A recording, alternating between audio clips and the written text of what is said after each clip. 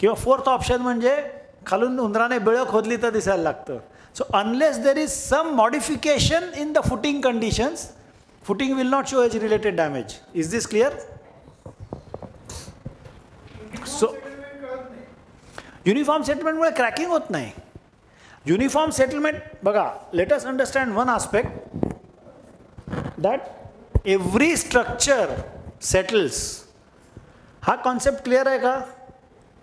Every structure settles because as you are increasing the load on that soil, पहिला मजला केला, दुसरा मजला केला, तिसरा मजला केला, the structure is settling, but it is settling over a period of time. आणि that settlement is not seen, and if it is a uniform settlement it does not have non-uniform stressing. You are actually expected to design a column for 25 mm of settlement. हे तुम्हाला माहिती असेल, structural Indian standard says that you have to design the columns for 25 mm settlement. करत नाही कोणी, ही गोष्ट वेगळी. Up to 25 mm of unequal settlement you are expected to do. Clear? So backward analysis karun you identify the points of distress, identifying shortfall in members. म्हणजे ही 5 मजली column school आहे engineering, ह्याच्यामध्ये कुठल्या कुठल्या कॉलममध्ये त्रास होतो अर्थक्वेक अनालिसिसचा. Identifying shortfalls in members. Members म्हणजे स्ट्रक्चरल स्टील मेंबर्स. स्ट्रेंथनिंग और repair scheme wherever needed to those members. बरोबर आहे. आणि सर्टिफिकेशन ऑफ स्टॅबिलिटी. इनफॅक्ट ह्याच्यापासनं there is a reiterative process. म्हणजे इकडनं परत you go back to backward analysis, परत आयडेंटिफाय शॉर्टफॉल इन मेंबर्स, परत सजेस्ट द स्ट्रेंथनिंग स्कीम, परत go back to backward analysis.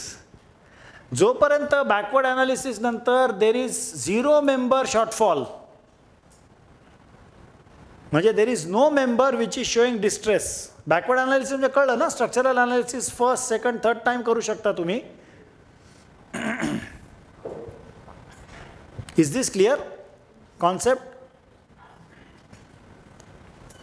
This can go in the loop. इकडनं इकडे परत इकडे आलं. इथे जोपर्यंत नंबर 0 येत नाही की number of member showing shortfall is 0,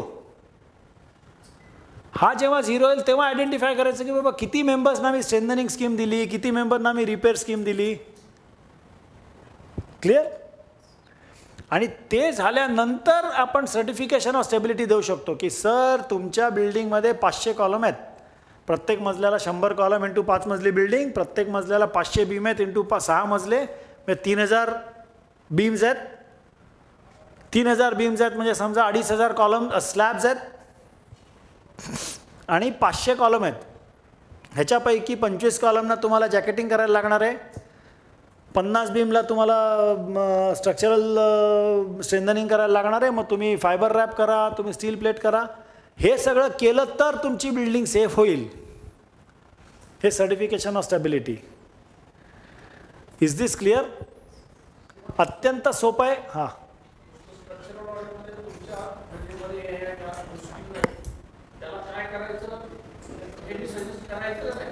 हे सजेस्ट करायचं किंवा नाही हे तुमच्यावरती अवलंबून आहे. You can stop the structural analysis here only. इथे sorry, identify the shortfall in members and tell him की I am not giving you the structural stability since following things are to be done. किंवा doctor फक्त suggest करतात की तुम्ही कुठचं औषध घ्या. इथे काय होईल की इथे आपण त्याला कुठचं औषध घ्या हे सजेस्ट करतोय आणि मग certification of stability will be हे तुम्ही मेंबर रिपेअर केले तर तुमची बिल्डिंग स्टेबल होईल. दोन्ही प्रकारे it will depend on how the client wants you to do the structural audit. Process अतिशय सोपी आहे, समजली प्रोसेस सगळ्यांना. ॲक्च्युअली ही प्रोसेस करायला खूप कठीण आहे, कारण बरेच चॅलेंजेस काय असतात की स्ट्रक्चरल ड्रॉइंगच नसतं. त्यामुळे स्ट्रक्चरल स्टॅबिलिटी सर्टिफिकेशन करताना किंवा स्ट्रक्चरल ऑडिट करताना तुम्हाला 100% एक स्ट्रक्चरल इंजिनियर लागतो, 100% एक मटेरियल्स इंजिनियर लागतो आणि 100% एक रिपेअर एक्सपर्ट लागतो. कारण हे स्ट्रक्चर रिपेअर होऊ शकतं का हे कळायला पाहिजे ना. बरं, हे रिपेअर झालं तर किती रुपयात रिपेअर होईल? नवीन कन्स्ट्रक्शन जर स्ट्रक्चरचं 1500 रुपयात होत असेल आणि रिपेअरिंगचं 1200 रुपयात होत असेल तर काय उपयोग आहे? कारण नवीन स्ट्रक्चर केलं तर ते 60 वर्ष चालेल, रिपेअर केलं तर 10 वर्ष चालेल. बरोबर आहे. त्यामुळे इंटरनॅशनली 40%हून जर जास्त कॉस्ट असली न्यू कन्स्ट्रक्शनच्या तर ते स्ट्रक्चर स्क्रॅप करतात. पण आपण इंडियात ते करत नाही, कारण बरेचशी कारणं असतात की जुन्या स्ट्रक्चरने खूप जास्त FSI कन्झ्युम केलेला असतो, तो FSI परत मिळणार नसतो, किंवा ते स्ट्रक्चर आपल्याला इमोशनल अटॅचमेंट असते, इम्पॉर्टन्स असतो. ते स्ट्रक्चर पाडून नवीन करण्यामध्ये ते 3 वर्ष जाणार असतात, त्याच्यामध्ये बिझनेस लॉस असतो. आता रिडेव्हलपमेंट सोसायट्यांचं चालू असतंच ना. That is what, that is redevelopment. पण एखादं हॉस्पिटलचं रिडेव्हलपमेंट करायचं असलं तर हॉस्पिटलमध्ये तुम्ही जी 5 वर्ष लावणार ते 5 वर्षात माझा करोडो रुपयाचा बिझनेस जातो ना. हॉस्पिटलला धंदाच झाला आहे हल्ली. सो किंवा एखादी इंडस्ट्रियल स्ट्रक्चर असेल, तो म्हणाल अरे तुम्ही पाडून काय नवीन करताय, मी माझी इक्विपमेंट ठेवू कुठे? So in many cases irrespective of the cost you have to maintain, you have to repair. Calcutta metro जे जमिनीच्या खाली 12 मीटर आहे, रिप्लेस होईल का ते? So you have to maintain at any cost. एखादा ब्रिज असा इतका क्रिटिकल असतो की त्याच्या दुसऱ्या साईडला ब्रिज नाही बांधता येत असतो, that bridge you have to maintain at any cost. So many examples. म्हणजे ताजमहाल आहे, कुतुब मिनार आहे, अशा टाईपचे जे मॉन्युमेंटल स्ट्रक्चर्स आहेत, you have to maintain at any cost. There is no option. Clear? हे दिस is how typically a distress drawing, distress mapping drawing can look. आता हे नीट वाचता येत नाही unfortunately. These R the various types of distresses आणि ह्याचे number, म्हणजे 7 number इथं कुठेतरी 7 नंबर लिहिला असेल. So you have to just identify in the plan. आणि हा प्रत्येक मजल्याचा, आता 6 फ्लोअरचा टिपिकल प्लॅन आहे, 5व्या मजल्याचा, 4थ्या मजल्याचा, 3ऱ्या मजल्याचा, एक्सटर्नल एलिव्हेशन्स. डिस्ट्रेस मॅपिंग ड्रॉइंग आपण बनवायचं, हे आपल्या रेकॉर्ड आपण पाहिलं का डिस्ट्रेस मॅपिंग बनवायचं. बरोबर. सर्टिफिकेट ऑफ स्टॅबिलिटीमध्ये प्रपोजल, हे आमच्या कंपनीचं नाव, सर्टिफिकेट ऑफ स्ट्रक्चरल स्टॅबिलिटी. हे काय लिहिलं आहे? I hereby submit that the structural design. हे खूप महत्त्वाचं आहे ना, हे खूप महत्त्वाचं आहे. Let us read it jointly. I hereby submit that the structural design of the intended work is in conformity with the provisions of IS this and other relevant codes of IS so and so for ductile detailing of reinforced concrete structures subject to seismic forces, and this for earthquake resistant design and construction of buildings. हे intended work म्हणजे हे नवीन कामा करताय, हेच repair करता पण होऊ शकतं. फक्त रिपेअर करता हे 13920 जे आहे फॉर डक्टाईल डिटेलिंग. आज तुम्ही डक्टाईल डिटेलिंग नवीन रेन्फोर्समेंट नाही इंट्रोड्यूस करू शकत ना. स्लॅब बीम कॉलममध्ये नवीन रेन्फोर्समेंट टाकू शकतो का आपण? नाही.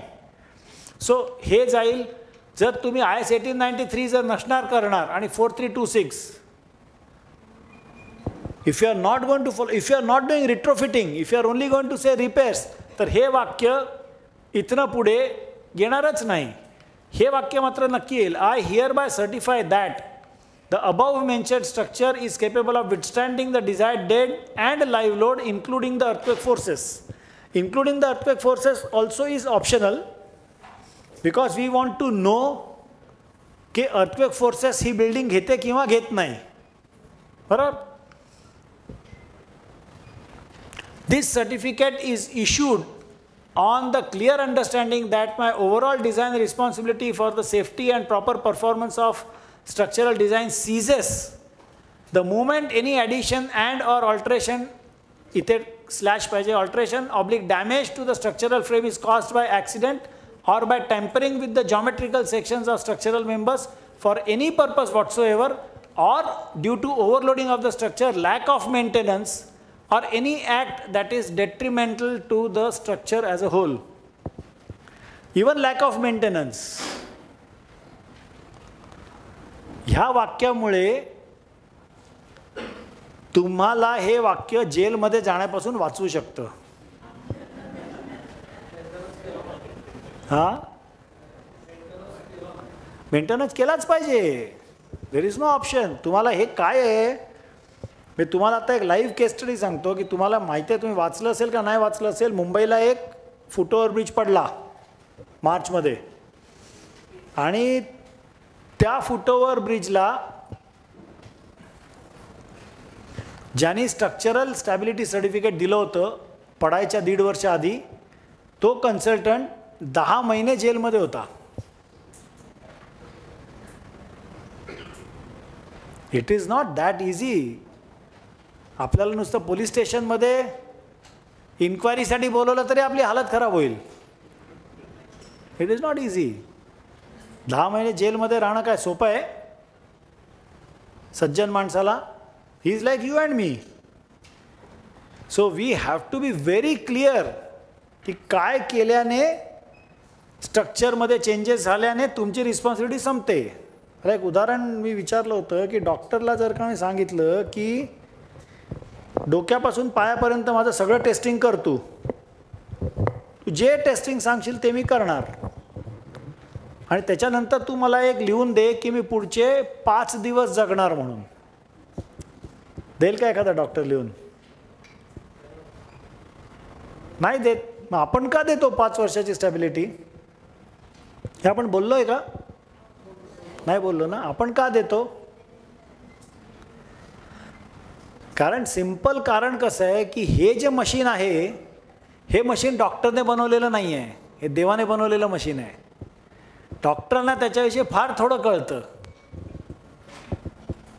पण हे जे मशीन आहे हे मशीन आपण बनवलेलं आहे.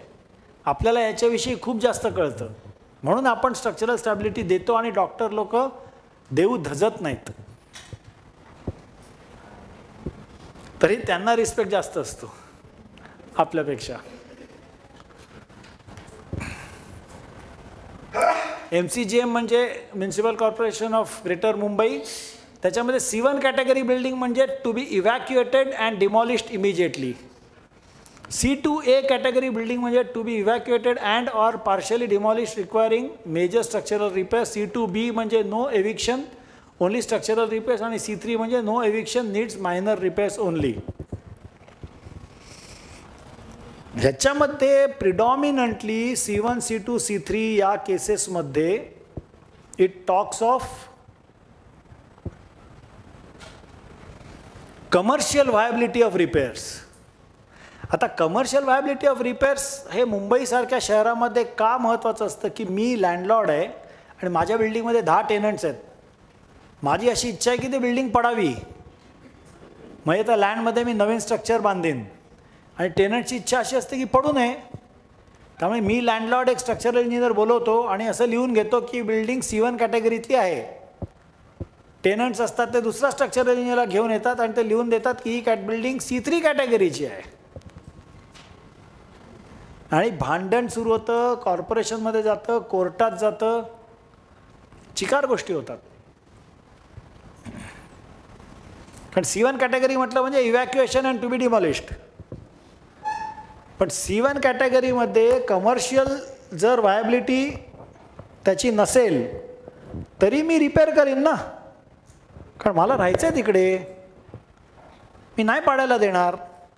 ह्याच्याचवरती उद्या एक संपूर्ण दिवस there is a seminar on this subject only, structural stability सर्टिफिकेशनवरती. उद्या मुंबईत एक सेमिनार आहे अख्खा दिवस, पण तुमच्यापैकी कोणीच येऊ शकणार नाही कारण उद्या तुमचं इथे पण ट्रेनिंग चालूच असेल. बट जे आपण 1 तासात पाहतोय ते उद्या अख्खा दिवस चर्चा होणार आहे त्याच्यावरती. 200 लोक तिकडे चर्चा करणार आहेत. It's such a important subject आणि सच अ कॉम्प्लिकेटेड सब्जेक्ट.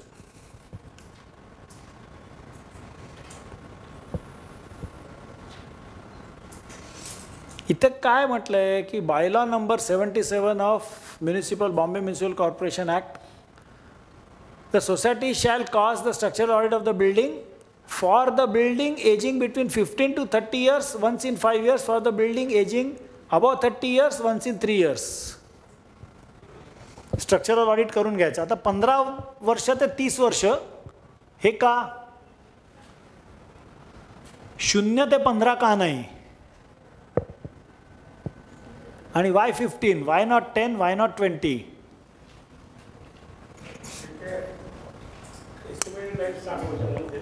काय सांगू का, एस्टिमेटेड लाईफ 60 वर्ष असंच बोललात का तुम्ही? एस्टिमेटेड लाईफ आहे ना, तुम्ही जर व्हॅल्युएशनमध्ये पाहिलं, व्हॅल्युएशन, तर RCC स्ट्रक्चरचं एस्टिमेटेड लाईफ 60 वर्ष आहे. म्हणून कोणीतरी सुज्ञ इंजिनियरने 1/4 लाईफ झालं की ऑडिट चालू करा म्हणून 15 वर्ष केलं असणार. अर्ध झालं की जास्त फ्रिक्वेन्सीने करा म्हणून 30 वर्ष केलं असणार. नाही तर 30ला कुठच्याही प्रकारचं लॉजिक नाही. Why not 25?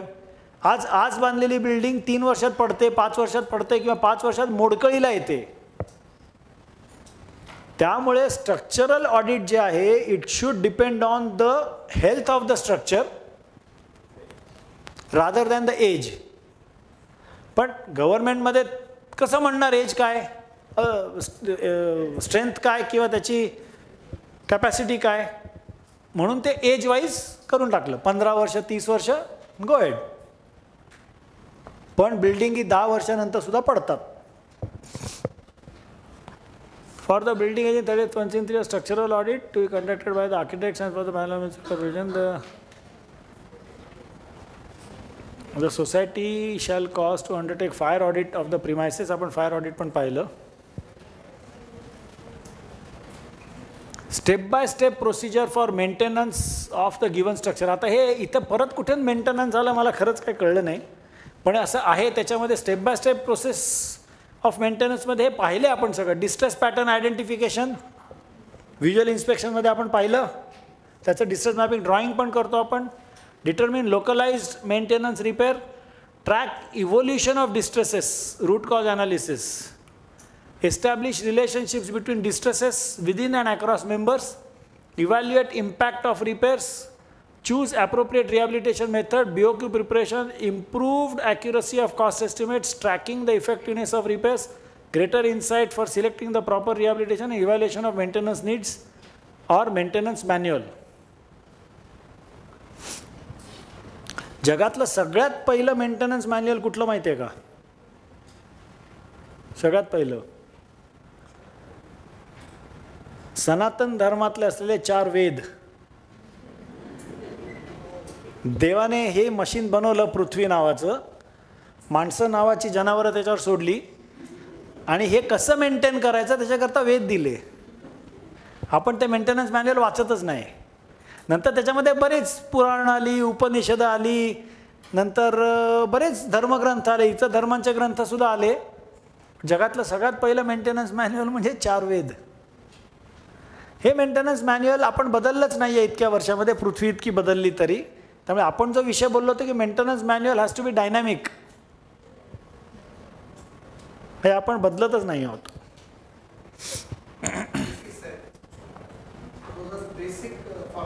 Basic formulations, but they also would need some amount of changing over time.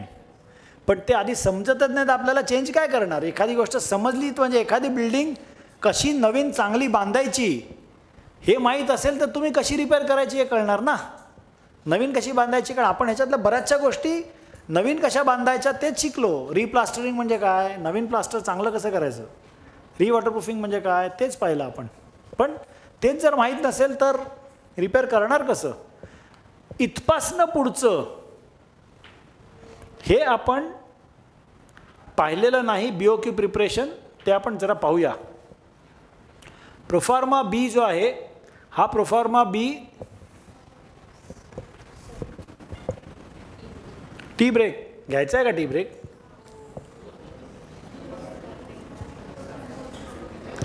एक 2 मिनिटांनी जाऊया.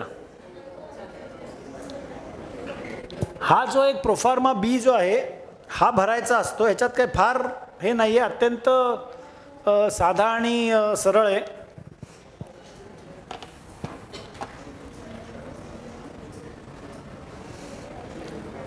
इकडे बघा पटापट, name of the building, CTS number, number of storeys. हा validity of the period, validity period of report minimum 6 महिने असायला पाहिजे व्हॅलिडिटी रिपोर्ट. ऐकताय का नाही ऐकतात? मोड ऑफ कन्स्ट्रक्शन, त्याचे डिटेल्स, हिस्ट्री ऑफ रिपेअर्स हे आपण बघितलंय ना.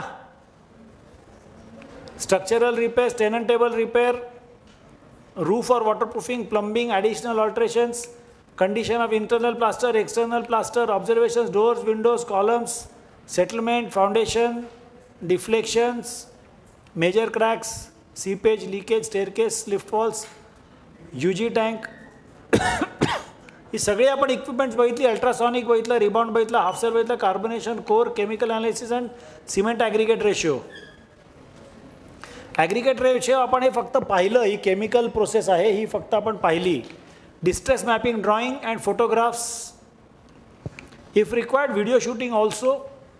Waterproofing, external plaster, beach decision of repairs to be done to waterproofing, external plaster, structural repair, jacketing करायचं का recasting करायचं, RCC cover to be replaced, हे polymer mortar, epoxy mortar हे आपण बघितलंय, सगळं बघितलं. Beam recasting आणि slab recasting, हे जिथे excessive damage आहे तिथे दोन गोष्टी सांगितल्या जातात, partial evacuation during repairs or propping. आणि conclusion of the consultant whether the structure is livable or whether it is to be evacuated and pulled down. Observation and key reasons.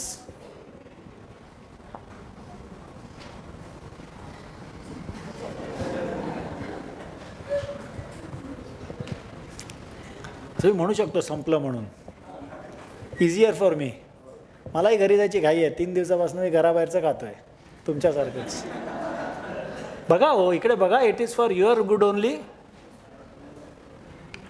Weather the structure is liveable और whether it is to be evacuated and pull down, whether structure requires tenantable repairs. Tenantable repairs म्हणजे काय की जे major repairs नाही, minor repairs आहेत. म्हणजे municipal ॲक्टमध्ये टेनंटेबल repairs आहे की ज्याला म्युनिसिपॅलिटीची परवानगी लागत नाही.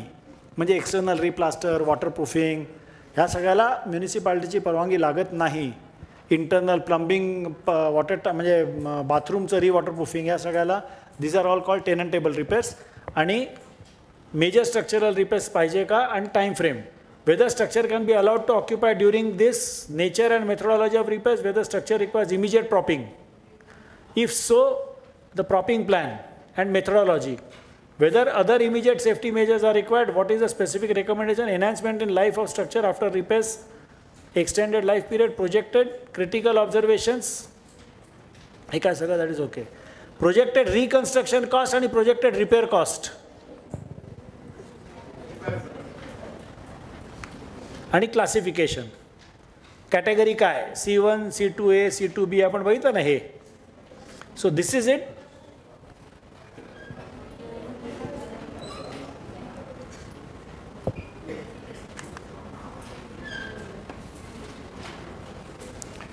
आपण आता चहाला ब्रेक मारूया, त्याच्यानंतर फायनल बजेट जे बघायचे ते अक्षरशः 10-15 मिनिटाचा सब्जेक्ट आहे. BOQ म्हणजे काय, बिल ऑफ क्वांटिटीज. हां, मेजर लोकांना माहिती आहे. नाही, मला मागच्या एका ट्रेनिंग सेशनमध्ये BOQ म्हणजे काय हेच माहिती नव्हतं लोकांना, म्हणजे तो आणखी तिथनं सुरुवात झाली. तर ते आपलं 15 मिनिटात संपेल. मग आपण ताजची केस स्टडी पाहू. ओके, चलो.